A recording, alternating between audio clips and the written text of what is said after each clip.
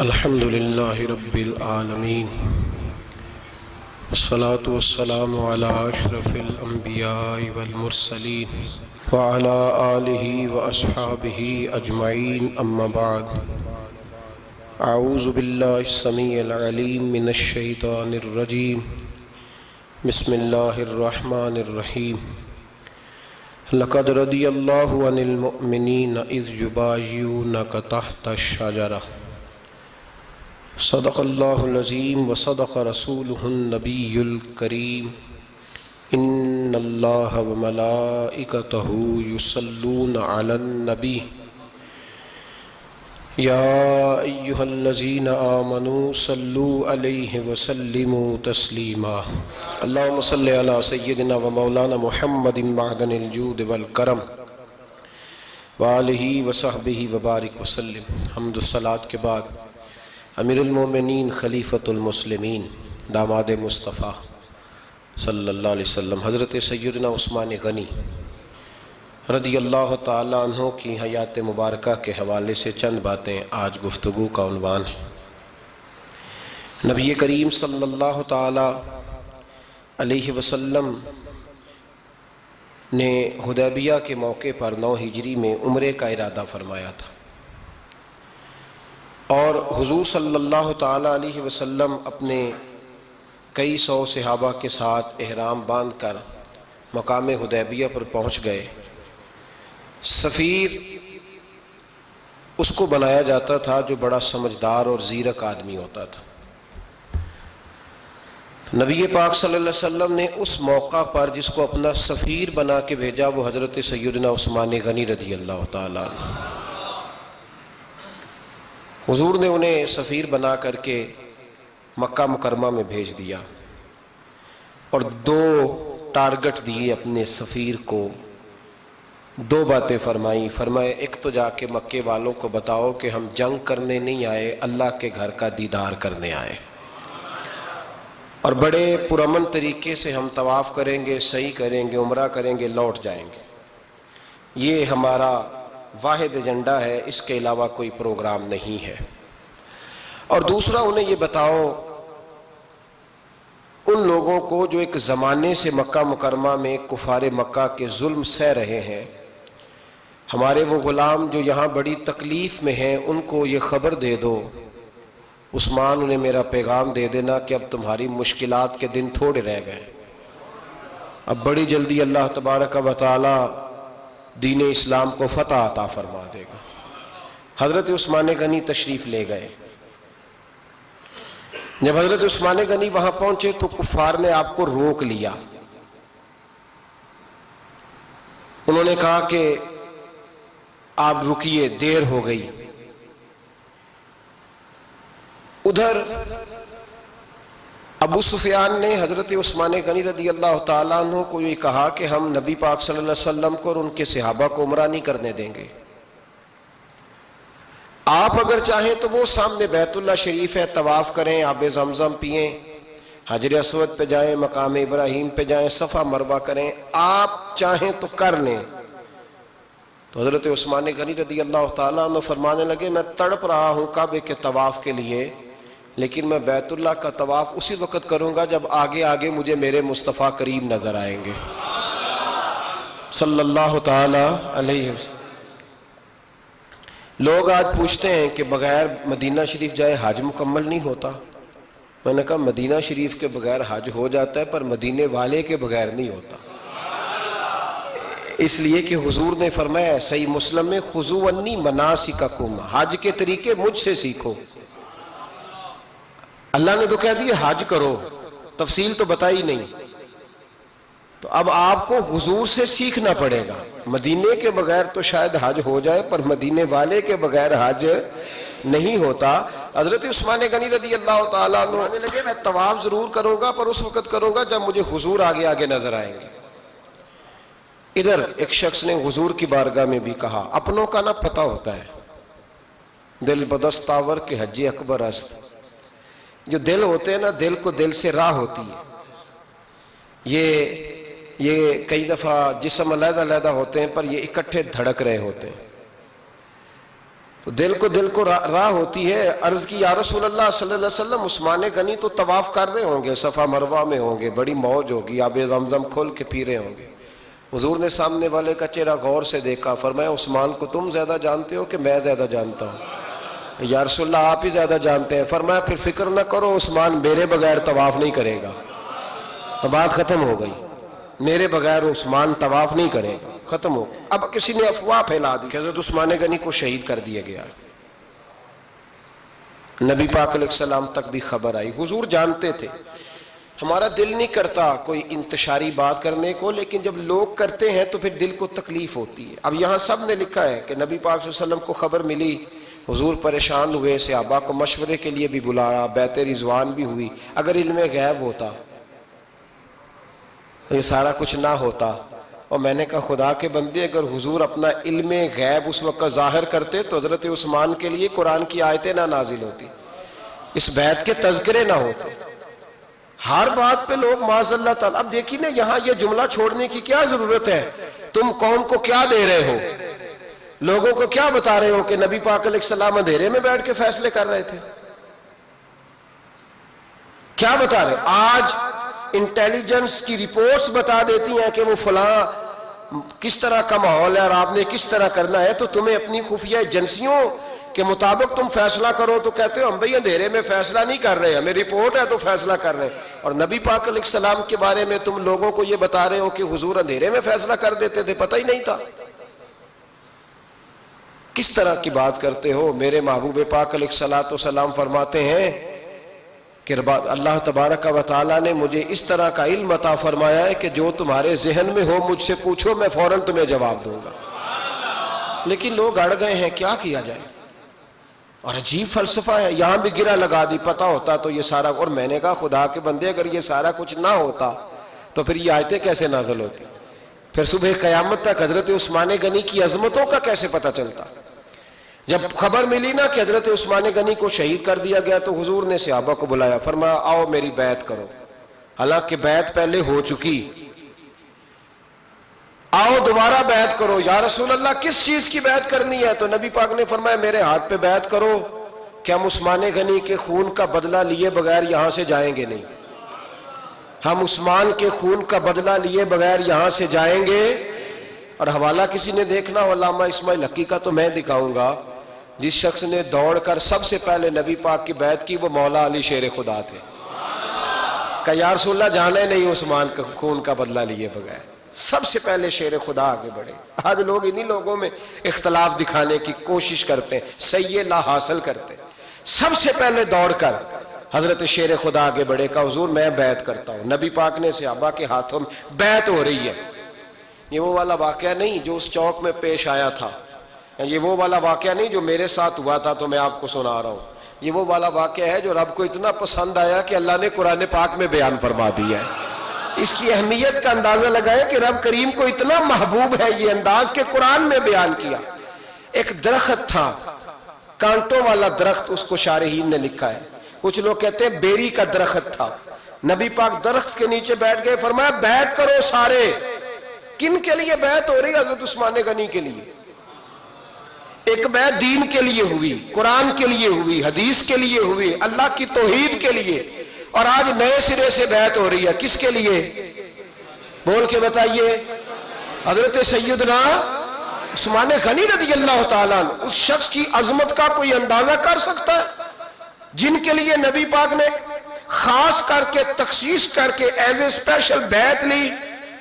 اور صحابہ نے جب بیعت کی تو اللہ کو اتنی پسند آئی کہ قرآن مجید کی سورہ فتح کی آیت نمبر 18 میں بیان کیا. فرمایا لقد رضی اللہ عن المؤمنین اذ یبایعونک تحت الشجرہ. فرمایا محبوب تحقیق اللہ ان مومنوں سے راضی ہے جو درخت کے نیچے آپ کی بیعت کر رہے تھے. تحقیق اللہ ان سے راضی ہوا، ان ایمان والوں سے جو درخت کے نیچے آپ کی بیعت کر رہے تھے. درخت کے نیچے تحت الشجرہ. قرآن مجید کے الفاظ اگر آپ غور کریں گے تو آپ کو حضرت عثمان غنی کی عظمت کا پتہ چلے گا اور اس واقعے کی حساسیت کی آپ کو سمجھ آئے گی کہ بیعتیں تو مسجد میں بھی ہوئی، لیکن نام لے کے نہیں کہا محبوب جنہوں نے مسجد میں بیعت کی. نام لے کے نہیں کہا، حالانکہ وہ بیعتیں بھی اللہ کو بڑی محبوب ہے.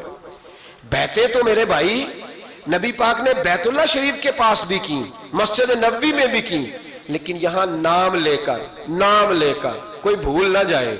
کسی نے کہہ دینا تھا کوئی اور بیعت تھی جی، لوگ شرح کر رہے ہیں نا مرد، وہ تو کسی اور کی بیعت. نام لے کے کہا محبوب تحت شجرہ، وہ جو درخت کے نیچے بیعت ہوئی، وہ جو بیعت درخت کے نیچے ہوئی، اور جنہوں نے بیعت کی لقد رضی اللہ عن المومنین، تحقیق اللہ ان مومنوں سے راضی ہو گیا. اللہ ان مومنوں سے، صحیح بخاری صحیح مسلم میں صحابہ نے پوچھا یا رسول اللہ کس طرح راضی ہوا ہے؟ فرمایا آج جس نے میرے ہاتھ پہ بیعت کی ہے رب کریم نے وعدہ کر لیا ہے سب کو جنت عطا فرمائے گا، جنتی ہو گئے سارے. حضرت عثمان غنی رضی اللہ تعالیٰ عنہ کی یہ عظمت، یہ شان قرآن پاک نے بیان کر دی کہ حضرت عثمان کے نام پر صحابہ جمع ہوئے تو اللہ تبارک و تعالیٰ نے اس واقعے کا ذکر قرآن مجید میں فرما دیا. میرے عزیز دوستو، حضرت عثمان غنی کو اللہ نے بڑی شان عطا فرمائی، بڑا مرتبہ دیا، بڑے حسین و جمیل، بڑے خوبصورت آدمی تھے. دیکھو نا کیا شان ہے حضرت عثمان ذی النورین. یہ ذو النورین کا کیا معنی ہے؟ دو نور کون ہے؟ حضور کی دو صاحبزادیاں. اعلیٰ حضرت فرماتے ہیں نور کی سرکار سے پایا دوشالہ نور کا، نور کی سرکار سے پایا دوشالہ نور کا، ہو مبارک تجھ کو ذو النورین جوڑا نور کا. دو نوروں والے حضرت عثمان غنی. ایک بیٹی کا نکاح کیا، وہ وصال کر گئی تو محبوب نے دوسری بیٹی کا بھی نکاح کر دی. یہ جو بیچارے پراپوگنڈے والے ہوتے ہیں نا، یہ پہلے دن سے صرف پراپوگنڈے میں ہی ہے. یہ نہ محب بن سکے نہ محبوب بن سکے. ان کا نہ کوئی اپنا ہوا نہ انہیں کسی نے اپنایا. یہ پراپوگنڈے والے ہی ہیں، ساری زندگی چیم گوئیاں، کانوں میں باتیں، اپنا اپنا مزاج ہے نا جی، جس کے حصے میں جو ڈیوٹی آئی. کچھ لوگ وہاں بھی منافقین چیم گوئیاں کرنے لگے، دوسری بیٹی بھی دے دی، دوسری بیٹی بھی دے دی، دوسری بیٹی بھی دے دی. محبوب کے کانوں تک آواز گئی، فرمایا زیادہ باتیں نہ کرو، میری 40 بھی ہوتی. وہ ختم ہو گئی بات، تم 2-3 کی بات کرتے ہو. حدیث مبارکہ کے لفظ ہے، نبی پاک نے فرمایا میری 40 بھی ہوتی، ایک کے بعد دوسری انتقال کرتی رہتی، میں ساری عثمان کو دے دیتا. حد ہو گئی بھئی، اتنا بڑا مرتبہ. چیم گوئیاں نہ کرو، دوسری بھی دے دی، میری 40 بھی ہوتی. اس حدیث کا ترجمہ یہ ہے کہ محبوب فرماتے ہیں کہ مجھے عثمان پر اعتبار ہی بڑا ہے، مجھے عثمان پیارا ہی بڑا ہے، عثمان غنی کی عظمت ہی بڑی ہے. فرمایا میری 40 بھی ہوتی تو میں ساری یکے بعد دیگر حضرت اسامہ بن زید رضی اللہ تعالیٰ عنہ فرماتے ہیں نبی پاک نے اپنی صاحبزادی حضرت رقیہ رضی اللہ تعالیٰ عنہ کا نکاح حضرت عثمان غنی کے ساتھ کیا تو دونوں میاں بیوی پیارے بڑے تھے، حسین و جمیل بڑے. حضرت عثمان بڑے نفیس آدمی تھے، بڑی نفاست تھی. کپڑا سادہ پہنتے تھے لیکن لوگ کہتے ہیں کبھی ہم نے ان کے کپڑوں پہ دھبا نہیں دیکھا، چہرے پر اتنا سا گرد کا نشان نہیں دیکھا. ہمارے ملک میں سب سے زیادہ خرچہ میک اپ کا آتا ہے، پتہ ہے آپ کو جی؟ اب اگلی جو بات کرنی ہے اس پہ اپنے آپ کو وقت کتنا دیتے ہو، سجنے میں، سورنے میں، تیار ہونے میں کتنا وقت لگاتے ہو. فرمانے لگے حضرت عثمان غنی اتنا تو ٹائم ہی نہیں ہے کہ اپنے آپ کو دیا جائے. تو قبر اتنے پیارے کیسے لگتے ہو؟ فرمانے لگے اپنی وجہ سے نہیں لگتا، حضور کی وجہ سے پیارا لگتا. کب وہ کس طرح؟ فرمانے لگے نبی پاک صلی اللہ علیہ وسلم نے ہمیں وضو دیا ہے. فرمایا ایک دفعہ وضو کر کے آئینے کے سامنے کھڑا ہوتا ہوں یوں لگتا ہے اللہ نے میرے چہرے کو پہلے سے زیادہ نور عطا کر دیا ہے. دیکھیں نا باقی جسم چھپا ہوا ہے اور جو ظاہر ہے اس پر وضو کا حکم ہے. ہاتھ ظاہر ہے تو وضو کر لو، پیر پردے سے باہر ہے تو ان کو دھو لو وضو میں، چہرہ پردے سے کپڑوں سے باہر ہے تو اس کو وضو میں. تو عثمان غنی فرماتے 5 وضو تو میں تازہ کرتا ہوں، پچھلا ہو بھی تو نئی نماز تازے وضو سے پڑھتا ہوں. اور فرماتے اگر میرا قرآن مجید کھولنے کا ارادہ بن جائے تو پھر وضو 6 بھی ہو جاتے ہیں، اور تہجد کے وقت اٹھوں تو 7 بھی ہو جاتے ہیں. فرماتے ہیں علیحدہ سے درود پاک پڑھنے بیٹھوں تو پھر 10-11 وضو بھی ہو جاتے ہیں. میں وضو کرتا رہتا ہوں تو اللہ تازگی عطا کر دیتا ہے. حضرت اسامہ بن زید حضور کے غلام زادے ہیں. فرماتے ہیں میں چھوٹا سا تھا تو نبی پاک کے گھر میں گوشت پکا تو سرکار کو 4 بیٹیوں سے بڑا پیار تھا. حضرت فاطمہ سے زیادہ ہے لیکن 4 بیٹیوں سے بڑی محبت تھی. حضرت رقیہ اور جناب عثمان غنی کے گھر میں اسامہ بن زید کہتے ہیں حضور نے مجھے سالن دینے بھیجا, میں چھوٹا سا تھا اور ابھی پردے کی آیتیں بھی نہیں آئی تھی, حکم بھی نہیں آیا تھا. کہتے ہیں میں سالن دینے گیا, واپس آیا تو میں نے ان دونوں کو بیٹھے دیکھا تو میں نے اتنے حسین میاں بیوی کبھی دیکھے نہیں تھے, اور میری طبیعت کھل اٹھی. فرماتے ہیں جب واپس آیا نا, سرکار نے میرا چہرہ دیکھا, میں نے تو بات کرنی نہیں تھی, حضور نے چھیڑ دی. فرمایا میری بیٹی اور داماد کو دیکھ کے آئے ہو؟ یا رسول اللہ دیکھ آیا ہوں. فرمایا ایسا حسین جوڑا دنیا میں کبھی دیکھا ہے؟ کہا یا رسول اللہ اللہ کی عزت کی قسم کبھی دیکھا ہی نہیں. یہ ظاہری حسن اللہ نے حضرت سیدنا عثمان غنی رضی اللہ تعالیٰ عنہ کو عطا. ایک بات میری یاد رکھنا, حسن ظاہر کا نہیں ہوتا, حسن ظاہر کا نہیں ہوتا, ظاہر کا میک اپ ہوتا ہے. حسن ہمیشہ باطن کا ہوتا ہے. جن لوگوں کے اندر معصومیت ہوتی ہے ان کے چہروں پہ بھی آئی جاتی ہے. کوئی نہیں سمجھ آئی شاید آپ کو. اندر اگر بندہ کڑوا ہونا, کسیلا ہو, چہرہ نہیں روشن ہوتا. اس کی دلیل حدیث میں موجود ہے. نبی پاک صلی اللہ علیہ وسلم سے صحابہ نے کہا یا رسول اللہ اللہ کا ولی کون ہوتا ہے؟ فرمایا جس کا چہرہ دیکھنے سے اللہ یاد آئے. تو ولایت کا تعلق دل سے ہے, چہرے سے نہیں. ولایت کا تعلق بولیے دل سے ہے, چہرے سے ولایت کا تعلق نہیں ہے. لیکن حضور نے دلیل کیا دی؟ چہرہ دیکھو تو اللہ یاد آئے. گویا محبوب نے فرمایا کہ دل اگر ولی کا ہو تو پھر اللہ تعالیٰ دل کی برکت سے چہرہ بھی نورانی عطا فرما دیتا ہے. چہرہ بھی نورانی. بہت سارے میں نے ایسے بزرگوں کو دیکھا جن کے رنگ گورے نہیں تھے پر نورانی تھے. ہمارے علامہ فیض احمد اویسی صاحب رحمۃ اللہ علیہ, میرے استاد گرامی, کا رنگ گورا نہیں تھا, لیکن جو بابا جی کو دیکھتا تھا فدا ہی ہو جاتا تھا. رنگ گورا نہیں تھا, گندمی تھا, لیکن کیا بات تھی چہرے کی معصومیت کی. تو یاد رکھیں حضرت عثمان غنی کے باطن میں جو حسن تھا, جو وقار تھا, وہ چہرے سے چھلکتا تھا. چند خوبیاں بڑی زیادہ تھی حضرت عثمان غنی میں, بہت زیادہ تھی چند خوبیاں. ایک بہت بڑی خوبی حضرت عثمان غنی کی جس کو نبی پاک نے بڑا چاہا, وہ تھا حضرت عثمان غنی کا سخی ہونا. مالا والے سخی نہیں ہوندے, مالا والے سخی ان کے پاس تو پیسہ بافر ہوتا ہے, کسی وقت 10,000 کا تعاون کاری دیتے ہیں کسی کے ساتھ, وہ سخی نہیں ہوتے. بھئی کسی ایک بندہ 1.5 کروڑ کی اسامی ہے تو کسی کو 20,000 کا تعاون کر دے, سخاوت تھوڑی ہے.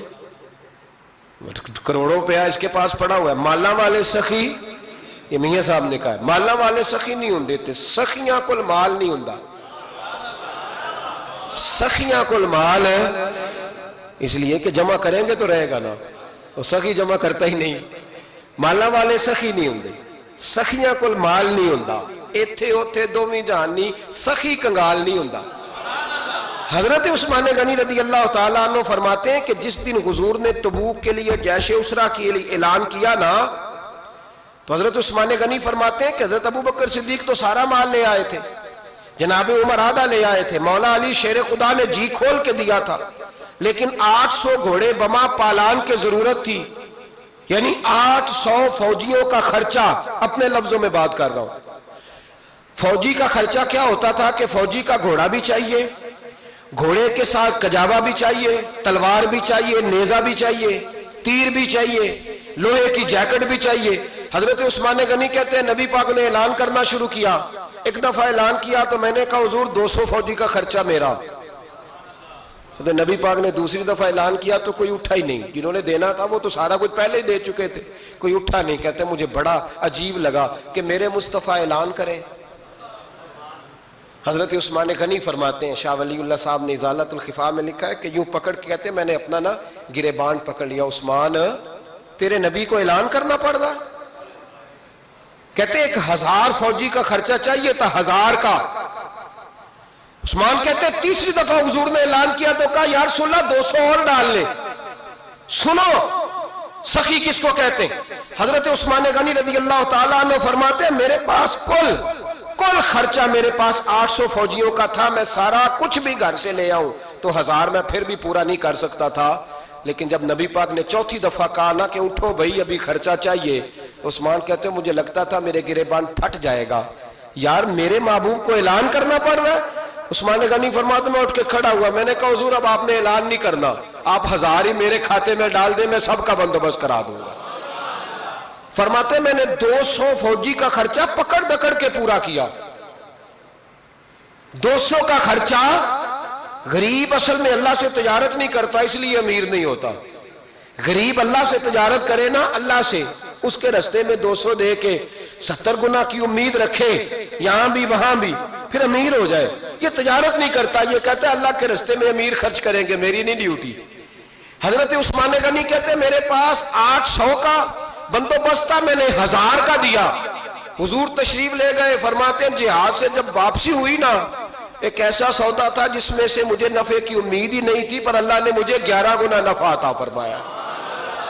مالا والے سخی نہیں ہوندے، سخیاں کل مال۔ دیکھیں نا جنت البقیع، وہ والا قبرستان جس میں کوئی دفن ہو جائے تو نبی پاک کی سفارش کا حقدار ہو گیا، وہ والا قبرستان جس کا نام ہی جنت ہے۔ وہاں نا ایک یہودی اپنے جانور باندھا کرتا تھا، تو سرکار ایک دن اس طرف گئے تو واپس آئے، حضرت عثمان غنی قریب کھڑے تھے، نبی کریم صلی اللہ تعالی علیہ وسلم نے فرمایا عثمان اس جگہ کی طرف ذرا چکر لگانا، جگہ بڑی اچھی ہے۔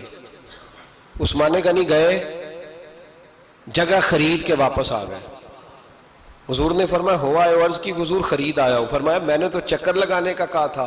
کہا یا رسول اللہ آپ نے یہ بھی تو فرمایا تھا جگہ بڑی اچھی ہے، تو جس کو آپ نے اچھا کہہ دیا یہودی کے پاس تو نہیں نہ رہنی چاہیے، تو میں نے خرید دی۔ شرم نہیں آتی لوگوں کو۔ حضرت عثمان کے بارے میں بات کرتے ہیں، جس قبرستان میں سیدہ پاک بی بی صاحبہ حضرت فاطمہ الزہرا آرام کر رہی ہے، وہ زمین حضرت عثمان نے تحفہ دی ہے۔ حیا نہیں آتی بات کرتے؟ شرم نہیں آتی؟ یہ صدقہ سیدہ فاطمہ کا ہی ہے، انہی کے لیے اللہ نے تحفہ دیا، اور اس کے پیسے حضرت عثمان غنی نے ادا کیے۔ پھر اس قبرستان میں سیدہ پاک نے آرام کیا، پھر اسی قبرستان میں عثمان ابن مسعود نے آرام کیا، پھر اسی قبرستان میں حضرت حلیمہ سعدیہ لیٹی ہوئی ہے، اسی قبرستان کے اندر نبی پاک کی زوجہ سیدہ عائشہ آرام کرتی ہے، پھر اسی زمین پر میرے محبوب کے پیارے نواسے امام حسن آرام فرمائے۔ حضرت عثمان غنی رضی اللہ تعالیٰ عنہ کے بارے میں بات کرتے تیری زبان نہیں کانپتی؟ ان کو بات کرتا ہے جن کے تحفے اہل بیت نبوت نے قبول فرمائے اور وہاں آرام کرنا انہوں نے پسند کیا، اتنا بڑا جرت بند ہو گیا تو۔ حضرت سیدنا عثمان غنی رضی اللہ تعالیٰ عنہ سخاوت کی تو کمال کر دیا حضرت عثمان غنی، اور پھر ضرورت سے زیادہ پیسے دے کے۔ وہ کنویں کی بات بڑی معروف ہے، میں نے بس اشارہ کرنا ہے، نبی پاک نے بھی اعلان کیا تو بڑا ہی اعلان کر دیا، فرمایا وہ میٹھے پانی کا کنواں ہے، قبضہ یہودی کا ہے، جو بندہ خرید کر وقف کرے گا نا اسے کیا ملے گا؟ تو حضور نے فرمایا میری جیب میں جنت کی ٹکٹ ہے، میں اسے جنت دے دینی، یہ ہے عرض جنت، یہ طیبہ کی زمین ہے، جنت بھی یہی، مال کے جنت بھی یہی ہے، جنت لے لے مجھ سے، لے لے۔ حضرت عثمان غنی گئے، اس کو کہا بھئی کنواں میرے ہاتھ بیچ دے۔ کنویں کی قیمت تھی 500-700 دینار، تو حضرت عثمان 500-600 دینار کل کنویں کی قیمت تھی۔ جناب عثمان غنی گئے، یہودی کو پتا تھا کہ یہ خریدنا چاہتے ہیں، فرمایا یار یہ کنواں بیچ دو۔ کہنے لگا نہیں بیچنا۔ فرمایا قیمت منہ مانگی، کہنے لگا قیمت میری مرضی کی، کہا تمہاری مرضی کی، اپنی اپنی اوقات ہوتی ہے نا قیمت لگانے کی، تمہاری مرضی کی۔ کہنے لگا میری شرط ہے میں ایک دن کے لیے کنواں دوں گا، ایک دن میں ایک دن آپ۔ فرمایا یہ بھی منظور ہے۔ کتنے پیسے؟ اس نے کہا میں 3000 دینار لوں گا، 500-600 کا ہے۔ حضرت عثمان غنی فرمانے لگے تو نے اپنی اوقات کے مطابق 3000 مانگا ہے، میں 40,000 لے کے آیا تھا، اپنی اوقات کے مطابق مانگا، 40,000 دینار میری جیب میں۔ یہودی کہنے لگا عثمان تو تاجر ہے، اور عام تاجر نہیں، عالمی سطح کا تاجر ہے، لوگ تیری تجارت کی مثالیں عرب میں دیتے ہیں، پر 500-600 کا کنواں 40,000۔ فرمانے لگے مسئلہ کنویں کا نہیں، مسئلہ مصطفیٰ کے فرمان کا ہے، وہ جو حضور کا فرمان پورا کرنا ہے نا، اس کے لیے 40,000 تھوڑے ہیں، میرے پاس تھے ہی اتنے جو لے کے آیا ہوں۔ حضرت عثمان نے پیسے چکائے، اس نے کہا ایک دن پانی ملے گا۔ فرمایا منظور ہے۔ وہ ایک دن بیچا کرتا تھا پانی، حضرت عثمان نے اعلان کر دیا جو میرا دن ہے نا فری پیو، اپنے بھی پیو، بیگانے کا اعلان کوئی نہیں کرنا، میرا کوئی پروگرام نہیں۔ لیکن آپ مطلب ہلکا ہلکا ایسے ایسے دیکھیں گے, سوچیں گے, غور کریں گے, او بھائی پیسہ بھی بانٹنے سے چلو بولو تو صحیح نا, اس پر بھی آپ حامی تو بھرے نا, سچی بات کر تو لینی چاہیے نا. چلے عمر آپ 2 سال کے بعد کر لینا, 6 سال کے بعد کر لینا, پر ہاں نہ تو صحیح کرے نا. پیسہ بھی ہمیشہ بانٹنے سے. ملا رومی رحمت اللہ علیہ فرماتے ہیں کنویں سے سادہ پانی نکل جائے تو تازہ آ جاتا ہے, اور اگر پانی کنویں کے اندر رہے سارا ختم نہ ہو تو باسی ہو جاتا ہے. اس لیے فرمایا کرتے تھے میں اس کنویں سے پانی پیتا ہوں جس پہ رش زیادہ ہوتا ہے, اس لیے کہ وہاں سے پانی ختم ہوتا ہے تو تازہ آتا رہتا ہے. فرماتے تو اللہ کے رستے میں سارا خرچ کر دے, اللہ تازے عطا کر دے گا اور پہلے سے زیادہ عطا کر دے گا. میرا آپ کا مسئلہ یہ ہے کہ تجارت بندوں کے ساتھ ہے. بندوں کے ساتھ جو تجارت ہے نا, بندے کنجوسی کر جاتے ہیں. بندے کا تو صحیح کام چل جائے تو پارٹنر کو فارغ کر دیتا ہے, یہ تو فارغ ہے. اور اگر کبھی کسی کی دکان میں کوئی کرایہ دار اچھا اس کی دکان چل جائے تو مالک کہتا ہے تو جا, اب دکان میں نے خود کھول لی ہے, وہ فارغ کر دیتا ہے. بندوں کا تو مزاج ہے. اور اللہ تبارک و تعالیٰ سے جب تجارت ہوتی ہے نا, میں نے ایسے لوگ دیکھے جن کے گھروں میں لاکھوں روپیہ ماہانہ آتا ہے, غربت نہیں جاتی. ان کو سوچنا چاہیے کہ کثرت والا پیسہ آیا ہے پر برکت والا نہیں آیا.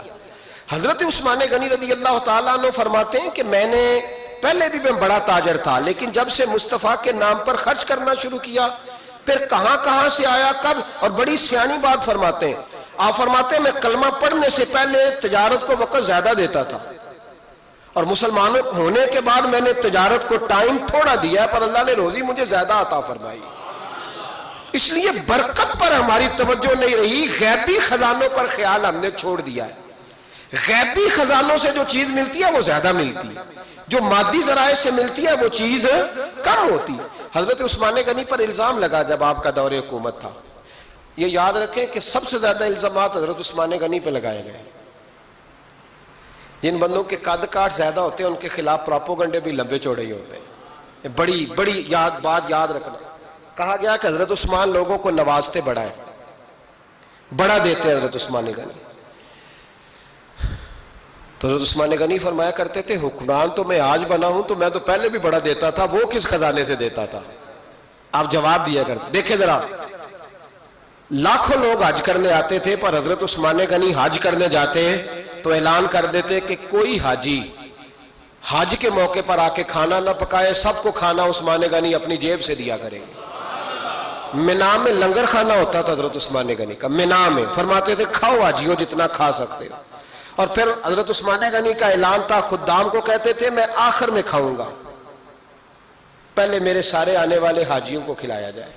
ایک مجھ سے نا ایک دوست نے سوال پوچھا 4-5 دن ہو گئے. کچھ سوال ایسے ہوتے ہیں جو بندے کو نا چوراہے پہ لا کے کھڑا کر دیتے ہیں, زندگی میں نہ بھولنے والے سوالات ہوتے ہیں. ایک شخص نے سوال پوچھا, کہنے لگا اوکاڑے دینی اور مذہبی گھرانہ ہے, اوکاڑے سے تعلق ہے, میرے ساتھ محبت کا رشتہ ہے. کہنے لگے بیٹی کی شادی کر دی ہے راولپنڈی میں.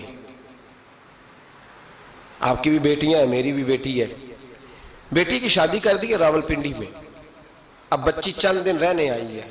پوچھنا یہ ہے کہ نماز پوری پڑے گی کہ قصر پڑے گی. تو میرا تو اس نے کام کر دیا, حد ہو گئی, رو رو کے برا حال. میں نے کہا یار تو بند کر دے فون, رات کو بتاؤں گا. کیا پوچھ لیا یار تو نے.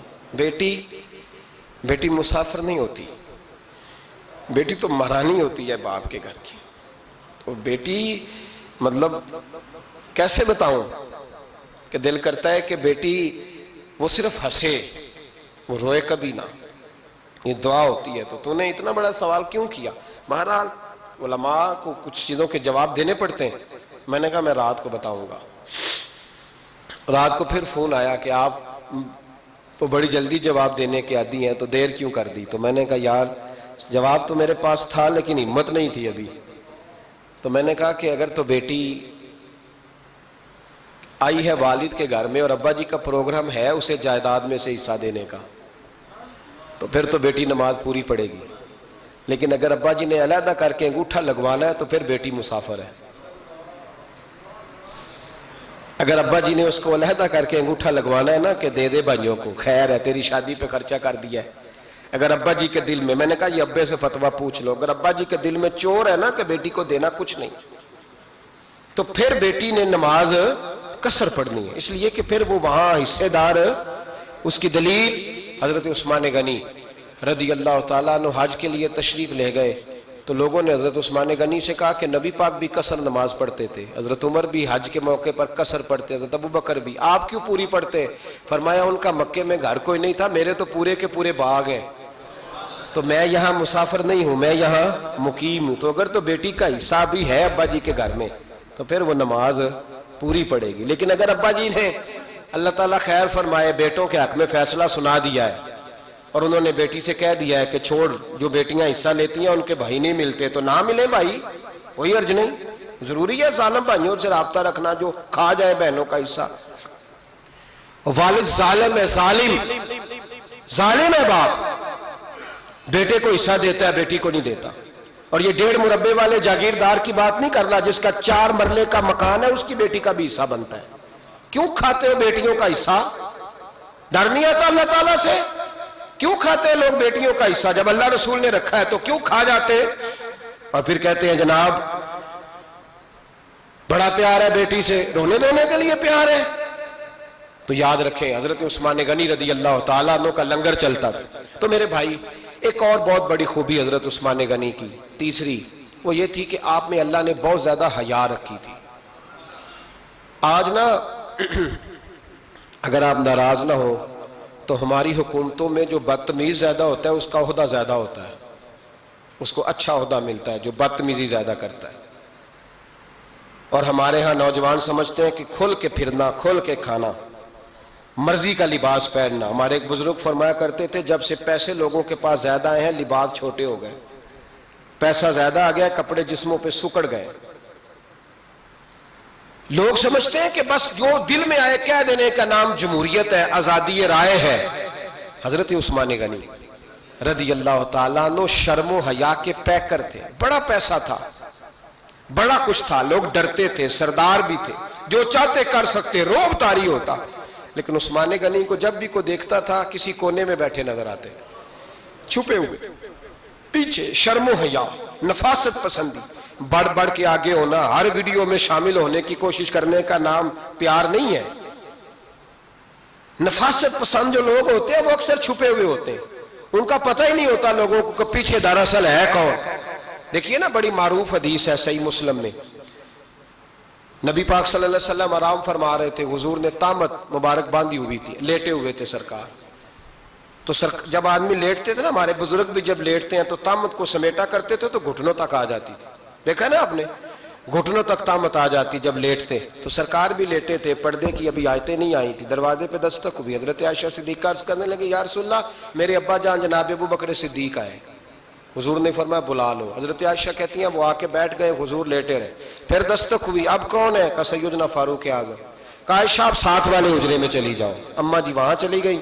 تھوڑی دیر کے بعد حضرت عمر آئے، حضور لیٹے رہے، جناب عائشہ کہتی ہیں پھر دستک ہوئی، اب کون ہے؟ فرمایا عثمان غنی۔ نبی کریم نے فرمایا اسے کہو ذرا ٹھہر جائے۔ حضرت عثمان ٹھہرے تو حضور اٹھ کے بیٹھے، تہمت مبارک کو ٹھیک کیا، پھر اپنے کرتے مبارک کو سیدھا کیا، پھر دستار کو سیدھا کیا، فرمایا اب بلاؤ عثمان غنی کو۔ حالانکہ جاہو جلال حضرت عمر کا زیادہ ہے، حالانکہ وقار مقام حضرت صدیق اکبر کا زیادہ ہے، اب بلاؤ عثمان غنی کو۔ حضرت عثمان غنی رضی اللہ تعالیٰ عنہ آئے، بیٹھے، بات چیت ہوئی، تینوں چلے گئے۔ حضرت عائشہ صدیقہ کہتی ہے میرے ذہن میں سوال رہ گیا، میں نے عرض کی یا رسول اللہ صلی اللہ تعالیٰ علیہ وسلم وہ 2 لوگ آئے، آپ بیٹھے رہے، عثمان آئے تو آپ نے اہتمام کیا، کیا لفظ ہے، اور لفظوں میں تاثیر ہے، اور جملے 2 کہے نبی پاک نے لیکن کتنا بڑا ان کا مرتبہ بیان کیا۔ فرمایا عائشہ میں اس شخص سے حیا نہ کروں جس سے اللہ کے فرشتے بھی حیا کرتے ہیں، میں اس سے حیا نہ کروں جس سے اللہ کے فرشتے بھی حیا کرتے ہیں۔ حضرت عثمان غنی فرمایا کرتے تھے میں نے جب سے حضور کا چہرہ دیکھا ہے دوبارہ پلٹ کے اپنی شرمگاہ بھی کبھی نہیں دیکھی، گویا میں نے اپنی آنکھوں کا وضو نہیں توڑا جب سے حضور کا۔ فرماتے جب سے یہ ہاتھ نبی پاک کو بیعت کے لیے دیا ہے پھر گندگی میں نہیں جانے دیا میں نے سیدھا ہاتھ۔ حضرت عثمان غنی فرمایا کرتے تھے میں اپنے گھر کے اندر اپنے غسل خانے میں 4 دیواری کے اندر بھی کپڑوں سمیت غسل کرتا ہوں، مجھے حیا آتی ہے غسل خانے میں بھی کپڑے. اور سنو ایک اور بڑی بات اہم، آپ فرمایا کرتے تھے میری جو محرم عورتیں ہیں نا، محرم پھپھی خالہ، میری جو محرم عورتیں ہیں، فرمایا کرتے تھے میں نے کبھی ان کے بھی چہرے آنکھ بھر کے نہیں دیکھے، ان کے بھی چہرے کبھی میں نے آنکھ بھر کے نہیں دیکھے. جو میری محرم عورتیں ہیں پھپھی خالہ، فرماتے تھے ان سے بھی جب بات کرتا ہوں تو میں چہرہ جھکا کے. ہمارے ہاں تو کزن ایک دوسرے سے سلام لیتے ہیں، لڑکیاں لڑکے کزن ایک دوسرے سے سلام لیتے ہیں. بچیاں آیا کرتی تھی تو میری کبھی کبھی مجھے بتایا جاتا تھا، میں نے ایک پابندی لگا دی، بچیاں جب مدرسے میں آتی تھی کہ جو دور سے بچی آئے اس کو جس آدمی کا نام لکھا ہو بتایا جائے وہی لینے آئے. ایک دن مجھے اطلاع دی گئی کہ آپ تھوڑی دیر آئیں. میں گھر گیا تو مجھے بتلایا گیا کہ ایک بچی ہے تو اس کو جو پہلے لینے آتا تھا وہ نہیں آیا، کوئی اور آیا. میں نے اس کے بھائی کو فون کیا کہ آپ لینے نہیں آئے. کہنے لگے یہ کزن ہے ہمارا، اس کے ساتھ بھیج دیں، آپ ہمارا ہی کزن ہے، خالہ زاد ہے. میں نے کہا یار آپ کہاں ہو؟ کہنے لگے مجھے 20-25 منٹ لگ جائیں گے. تو میں نے کہا ابھی کلاسیں بھی جاری ہیں تو آپ ہی آ جانا خود ہی. میں نے کہا سب آپ بھیج دیں، مجھے اعتبار ہے اس پہ. میں نے اس کو ایک بات کہی جو آپ کو بھی کہتا ہوں، میں نے کہا یار تمہیں اعتبار ہے تو اللہ رسول کو اعتبار کیوں نہیں؟ انہوں نے کیوں غیر محرم بنایا ہے؟ عجیب تماشا ہے. مجھے پھپھی ذات پہ، خالہ ذات پہ، ماموں ذات پر اعتبار ہے، نبی پاک کو کیوں نہیں؟ آپ کو زیادہ پیار ہے لوگوں سے یا نبی پاک کو امت سے زیادہ پیار ہے؟ کیا مطلب تماشا ہے؟ کیا مزاج بنا لیا میں نے اور آپ؟ نبی پاک نے ایک شخص پر اعتبار نہیں کیا، فرمایا اس سے پردہ کرو. آپ نے اور میں نے کیسے کر لیا؟ نبی پاک نے خالہ ذات، پھپھی ذات، دیور پر، جیٹ پر، سالے پر، بہنوئی پر اعتبار نہیں کیا، پابندی لگا دی. تو نے کیسے کیا؟ تیرے دل میں زیادہ درد ہے، تو زیادہ دین کو سمجھنے لگا ہے، انسانیت زیادہ اچھل آئی ہے تیرے اندر. اعتبار کیا ہوتا؟ یاد رکھنا دنیا میں جتنے گھر تباہ ہوئے ان لوگوں کی وجہ سے نہیں ہوئے جن پر اعتبار نہیں تھا، ان کی وجہ سے ہوئے جن پر اعتبار تھا. گھر کا بیٹی لنکا ڈھائے، باہر والے آ کے کبھی بھی گھر میں کوئی نقب زنی نہیں کرتے، جب بھی کرتے ہیں اعتبار والے کرتے. میرے رسول پاک علیہ السلام کی وہ ازواج جن پر اللہ کو اتنا اعتبار ہے کہ رب کہتا ہے میرے محبوب کی بیویوں تمہاری جیسی دنیا میں دوسری ہے ہی کوئی نہیں. اللہ کو اتنا اعتبار ہے. لیکن ایک نابینا صحابی آئے تو حضور کی 2 ازواج بیٹھی تھی تو نبی پاک نے فرمایا پردہ کرو. یا رسول اللہ وہ تو نابینا ہے. فرمایا تمہیں تو نظر آ رہا ہے نا، تمہاری آنکھیں تو کھلی ہوئی ہیں. حضور کو اعتبار نہیں تھا. بس کر دیں. سب سے بڑا ظالم وہ ہے جو کہتا ہے مجھے بیٹی پہ اعتبار ہے. وہ ظالم ہے، وہ اپنی بیٹی کے ساتھ ظلم کر رہا ہے. جو کہتا ہے مجھے اعتبار ہے، کالج جا رہی ہے، یونیورسٹی جا رہی ہے، اکیلے آ جا رہی ہے، مجھے اعتبار ہے. یہ ظلم کر رہا ہے بچی کے ساتھ. وہ تو بچی ہے، اس کا تو ذہن کمزور ہے. ہو سکتا ہے صاف دل ہو لیکن سامنے جو شیطان چوکوں میں گلیوں میں دائیں بائیں گھوم رہے ہیں وہ تو صاف دل نہیں ہے نا، وہ تو معصوم طبع نہیں ہے نا. تو بعض اوقات بڑے اچھے نفیس بچے بھی شیطانوں کا شکار ہو جاتے ہیں. خدا کا خوف کریں. حضرت عثمان غنی کی زندگی، حضرت عثمان فرماتے ہیں جو محرم عورتیں تھیں ان کی طرف بھی آنکھ بھر کے نہیں دیکھا، اس لیے کہ وہ خاتون ہے، میں مرد ہوں، میری حیا مانے.